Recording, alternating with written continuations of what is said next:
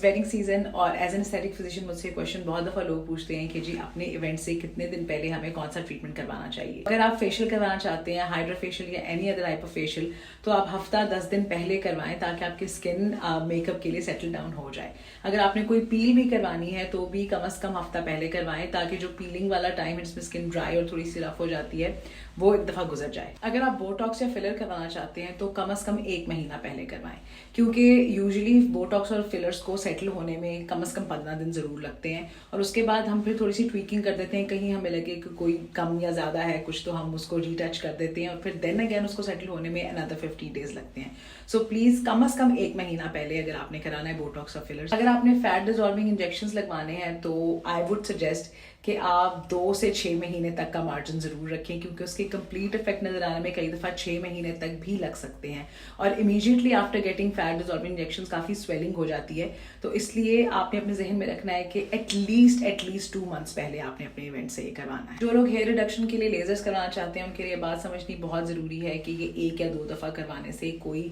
बहुत ज़्यादा visible results आपको नज़र नहीं आते। इट्स अ स्लो प्रोसेस और इसमें कम से कम 6 से 10 सेशंस लग सकते हैं डिपेंडिंग ऑन कि आप कौन सी मशीन इस्तेमाल कर रहे हैं, आपके बाल कितने ज़्यादा, उनकी मतलब उनकी थिकनेस कितनी है, उनकी अमाउंट कितनी है, वो किस जगह पर हैं और आपको कोई हार्मोनल इशू तो नहीं है। तो कभी कभी जो शादी से 1 महीना पहले लड़कियां आती हैं और कहती हैं जी ये हमारे चेहरे पे बाल हैं तो ये 1 महीने में ख़त्म हो जाएंगे, and when I tell them कि नो इट्स नॉट पॉसिबल, तो वो बहुत जो है ना वो परेशान हो जाती हैं। तो इसलिए अगर आप हेयर रिडक्शन करवाना चाहते हैं और आप चाहते हैं कि शादी से पहले हम करवाएं, मैं सजेस्ट करूंगी कि आप 1 साल पहले या कम से कम 6 महीने पहले ये प्रोसेस स्टार्ट कर लें, तो 6 महीने से 1 साल में आपको कोई विजिबल डिफरेंस नजर आएगा। अगर आप एक्ने का ट्रीटमेंट करवा रहे हैं तो भी अपने जहन में रखें कि 3 से 6 महीने एक्ने को बेहतर होने में लग सकते हैं। अगर आप स्कार रिमूवल चाह रहे हैं, पोस्ट एक्ने स्कारिंग है आपके फेस पे, तो वो डिपेंड करता है कि स्कार्स की डेप्थ कितनी है, उसकी टाइप क्या है। तो उसके अकॉर्डिंगली कई दफ़ा multiple sessions of any kind of treatment, चाहे हम लेजर रिसर्फेसिंग करें या माइक्रो नीडलिंग करें, उसके मल्टीपल ट्रीटमेंट्स मल्टीपल सेशंस करने पड़ते हैं।